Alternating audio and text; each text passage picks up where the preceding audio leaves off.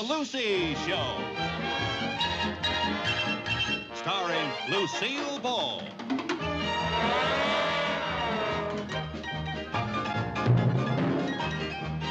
Co-starring Vivian Vance.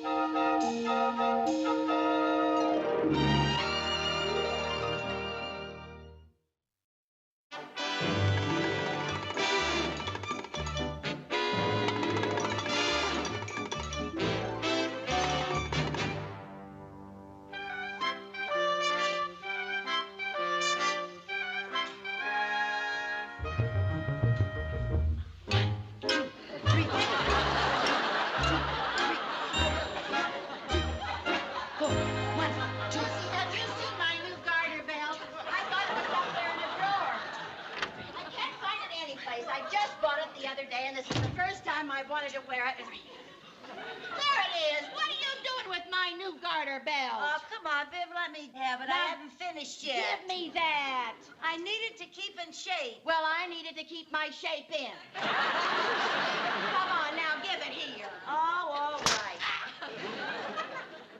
You did that on purpose. I did not, Oh, you Viv. did too. Mind if I borrow this? What's the big idea? I gotta exercise. Well, take my advice and don't work up an appetite. Why not? Well, because you're broke, and if my alimony check isn't in this morning's mail, we're going to be eating leftovers for dinner. So what? We've eaten leftovers before.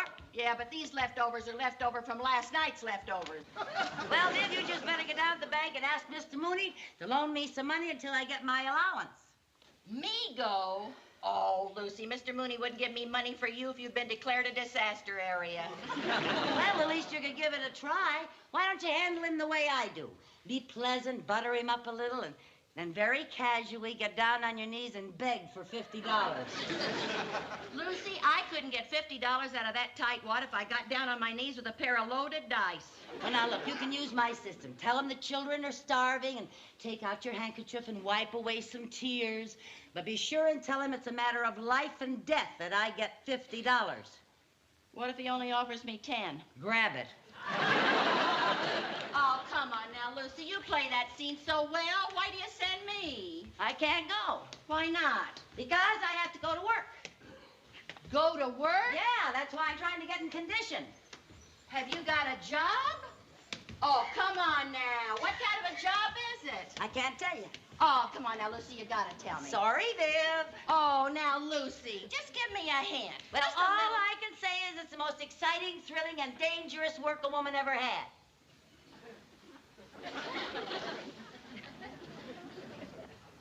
You're not thinking of going into the ring, are you? Nope, you're not even warm. Now, Lucy, come on and tell me. Nope. Oh, now, Lucy, now I'll get it out of you somehow. If No. you've got a job, I want to know what it is. No. Oh, come on now, Lucy, and tell me. I'll get it out of you somehow. You know it. Now, come on and tell me.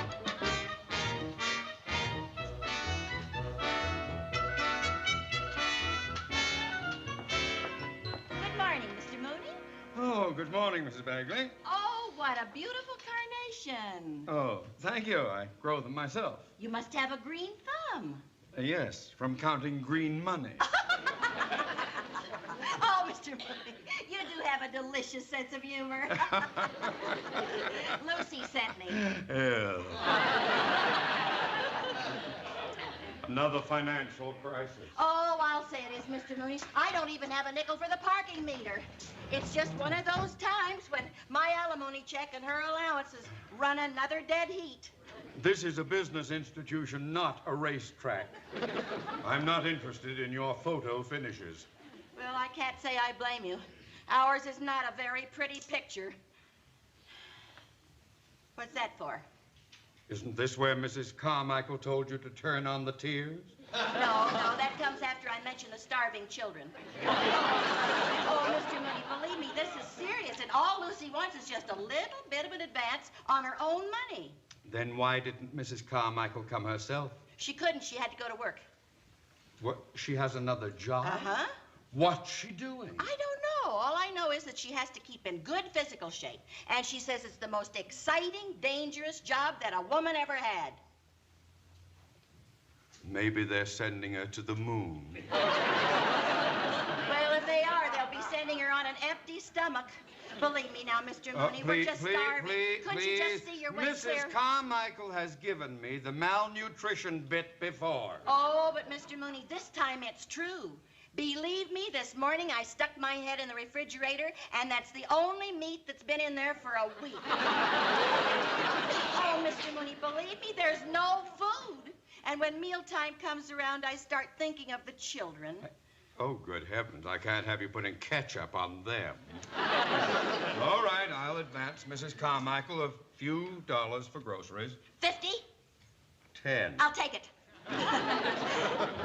Now, Mr. Mooney, how about a nickel for me for the parking meter, huh? It seems to me you have an account here. Do you want me to write a check for a nickel?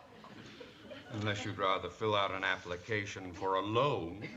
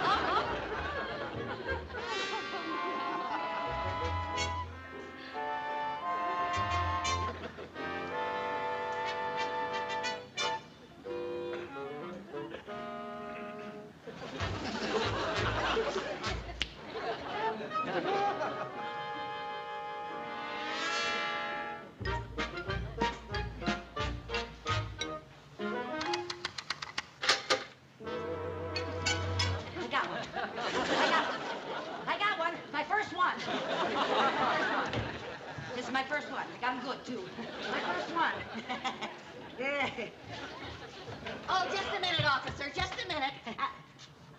Lucy! Hi, Viv. So this is your big secret? Yeah, what do you think? Oh, I never would have guessed. My, you look wonderful in that uniform. Thank you. Isn't it great? I just started an hour ago, and already I'm writing out my first ticket. Oh, congratulations. Marvelous. Wait a minute, you can't write that ticket. That's my car. It is? Oh, gee, how come I didn't recognize it? I had it washed. I didn't know it was green.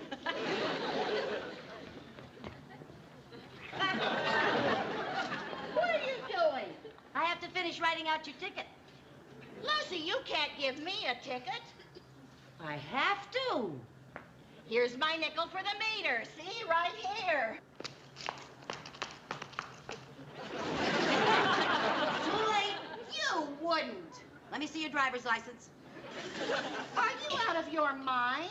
I'm just doing my duty, Viv. The meter says expired. You make me wish you were. Well, now I've got to cite you for a 255. What's that? Abusive language to a police officer. But, Lucy, you can't give me a ticket. I went into the bank for you. A likely story. Oh, now, come on. Now, you sent me. Here's the money. Oh, Viv, how could you? How could I what? You've just committed an 826. 826? Yes, attempting to bribe a police officer. Are you writing that down? I have to. It's in the manual. But, Lucy, this is your money. Excuses, excuses. Let me see your driver's license. I will not. All right, then I'll have to put you down as argumentative. Oh, all right. My number is 748235. I have to have the license. Are you calling me a liar? No, but I've got to do things according to the manual. Oh, all right. Hair blonde, eyes blue, date of birth. Oh, you must be kidding. No wonder you didn't want to show me your license. So I happen to be a year older than it says. How many years older? Oh, come on. Give me the ticket and let me get out of here. Sorry, madam, but I'll have to detain you. Detain me? Yes, when a driver's license contains false information, I have to turn in a 407. A 407? I have to run a make on you. Run a make on me? Yeah, it's an expression we use down at headquarters. All right, Mrs. Bagley, raise your arms over your head and lean forward over that car. Why? The manual says it's required safety procedure while detaining a suspect. Now go on and do it. I'll do no such thing. All right, unless you do, I'll have to cite you for resisting an officer. Oh, okay. All right, over the car. All the way over. Unit 11A, requesting a warrant on one female suspect. Bagley, Vivian. Height 5'6", hair blonde, eyes blue, age uncertain. Right, 11A. Stand by. Roger. They got a wonderful system here, Viv. This will only take a minute. Well, I hope so, because I'm getting tired of playing cops and robbers. Why don't you just put the handcuffs on me and hit me over the head with a blackjack? Watch it, watch it. Get those hands up over your head and get back over that car. Calling Unit 11A. Unit 11A. We show no warrant check on your suspect. Roger, over and out. All right, madam, good news. What? You're clean. Does that mean that I can go? After you sign this ticket, yes.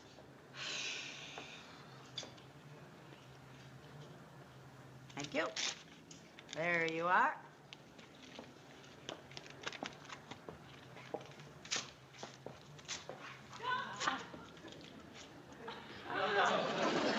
Aha! Litter bug.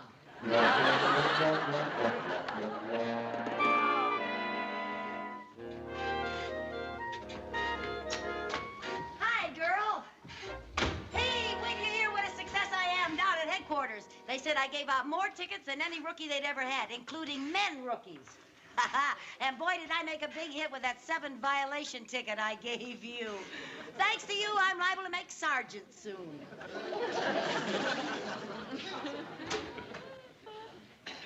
Well, gee, Viv, aren't you glad for me?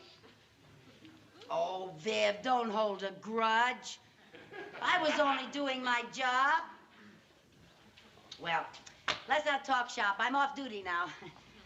Say, I noticed you took up the hem of that skirt. It's a good thing you did. It makes it look real smart. You know, Viv, I think you've lost some weight. No kidding. That outfit makes you look 5 years younger than your driver's license says.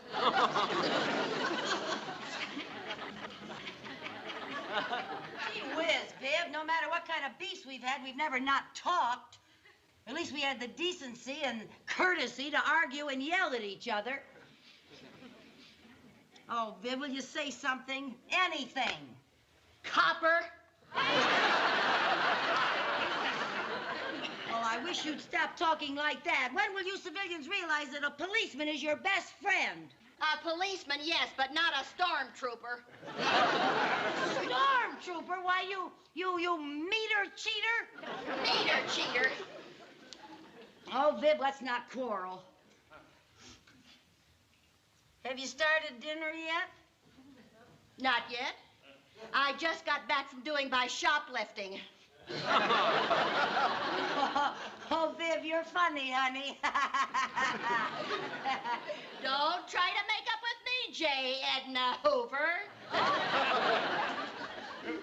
Viv, I was only doing my job. Well, your job is liable to cost me a fortune in fines. Well, I'm sorry, but this is one job I don't intend to lose. And if you're unhappy about that ticket, you can just go fight City Hall. That's exactly what I intend to do. I am going to go to court and fight that ticket. Well, fine. May the best man win. No hard feelings.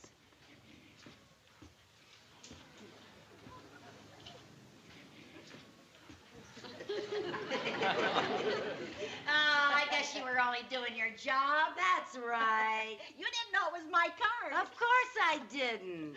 And you are my best friend. And I always will be. Come on, honey, let's go out in the kitchen and have a cup of coffee, huh? Oh, no, nothing like that. I'm not allowed to consort with known criminals. Ah!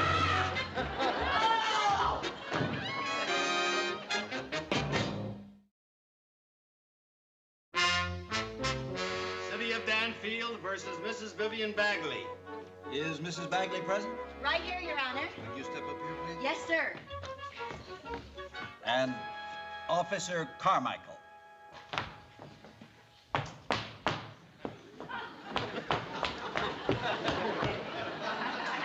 Officer Carmichael, Traffic Department, badge number 8715, District 9, 21st Precinct, Division 7, vehicle number 12, Unit 11A, Women's Auxiliary.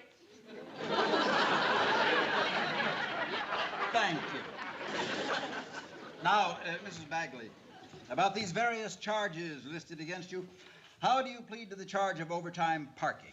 Not guilty, Your Honor. Oh, come on now. Please, quiet. Go ahead, Mrs. Bagley. Well, you see, Your Honor, I didn't have any change for the parking meter, so I went into the bank to get some, and when I came out, there she was. Will you please identify whom you mean by she? I mean, Officer Carmichael, District 9, Division 7, and all.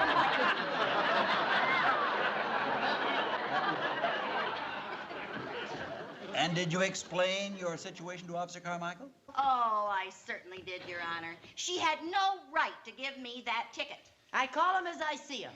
Your Honor, with the court's permission, I would like to prove that her story is very questionable. Permission granted. You may be seated, Mrs. Bagley. Yeah, sit down, Viv. Now, Your Honor, you see, this is Maple Street. And this is the bank over here, and you're the saloon on the corner. What? I mean, you're the cocktail lounge. You're the cocktail lounge. Now, there were 3 cars parked right here when I came around the corner.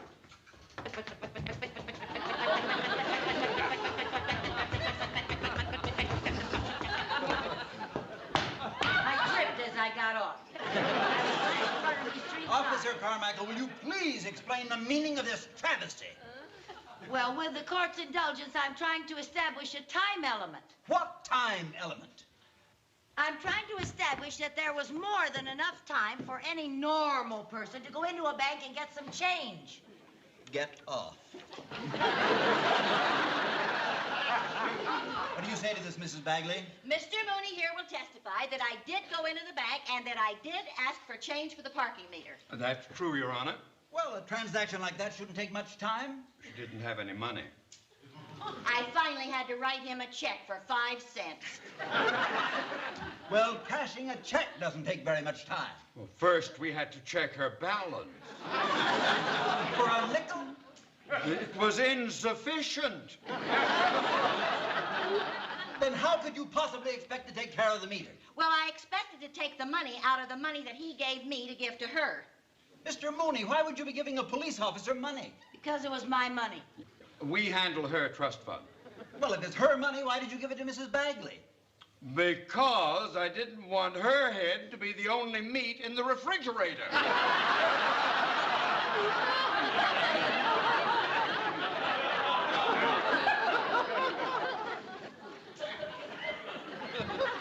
Now, wait. Let's start over with this thing and see if...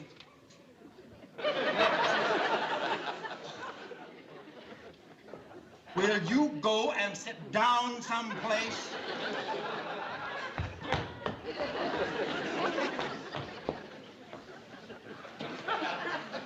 Mrs. Bagley. Oh, yes, Your Honor. How do you explain these other charges? Attempting to bribe a policeman. Yeah. It was her money. Can you prove it was her money? Mr. Mooney? Yes, Your Honor, I have the canceled check right here, right here. Now, if you don't mind, I'd like to get back to the bank. Very well. Will you hand this evidence to the bailiff on your way out? Thank you so much, Mr. Mooney, for coming to help me out. That's very sweet of you. Mrs. Bagley. Oh, yes, sir. Yes, Your Honor. How do you plead to the rest of these charges? Not guilty, Your Honor. What? Oh. Will you please? Continue, Mrs. Bagley. Yes, Your Honor. I was angry about the injustice of the parking meter, and she goaded me into doing all of those other things. By nature, I'm law-abiding, pleasant, friendly. Oh, sure. But she provoked me. Can you prove these statements? Yes, Your Honor, with the help of a character witness. Very well. Call your character witness. I call Lucille Carmichael. Me? I can't be a character witness. Yes, you can. Come up here.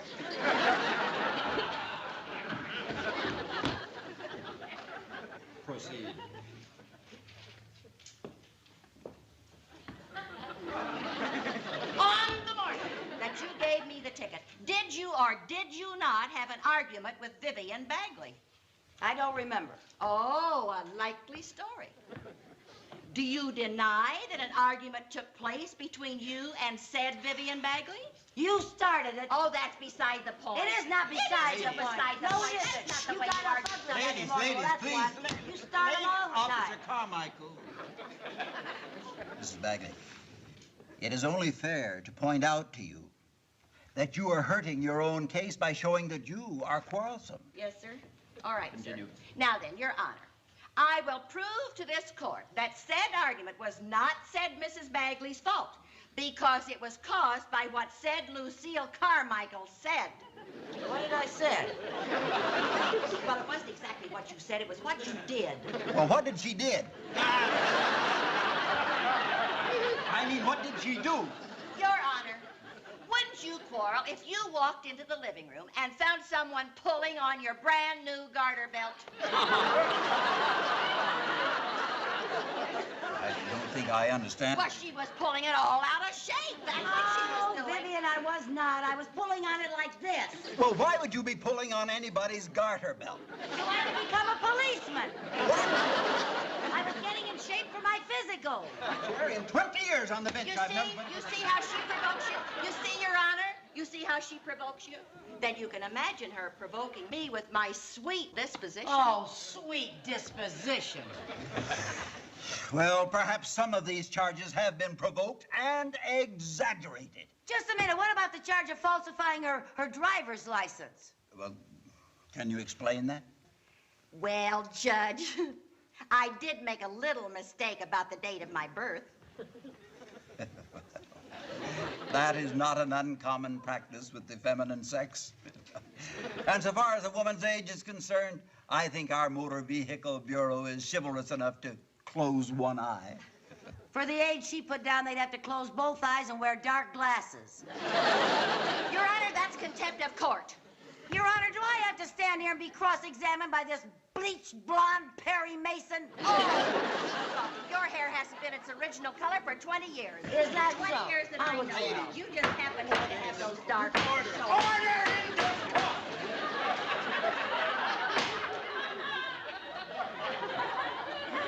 I am now going to render my decision in this case. But, Your Honor, you haven't heard all the testimony yet.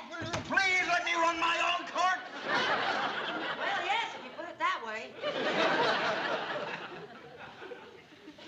All right, Mrs. Bagley. Yes, sir. It is true. You were parked overtime. And for that, I am going to fine you $2. Is that all? But in view of mitigating circumstances, I am going to suspend that fine, and I am going to dismiss all the other charges against you. Officer Carmichael, you overstepped your bounds of duty. And for that, I should fine you $50. However, since it was your first day of duty, I am going to suspend that fine on 2 conditions. First, that you stop being so overzealous. Overzealous? What does that mean? That means drunk with power. Thank you. Second proviso is that you will please never again set foot in my court. Your Honor, I guess I did go a little overboard in performing my duties, and I'll try never to let it happen again. Very well. Case dismissed. Thank you. And I want to thank you, too, Judge. Judge Caston. Judge Caston. Yes. Is that Jack Caston? Yes. Is that Jack T. Caston? Yes. Do you own a 1964 blue convertible? Boy, are you in trouble. Parked in a restricted zone out there. I see your driver's license, Lucille.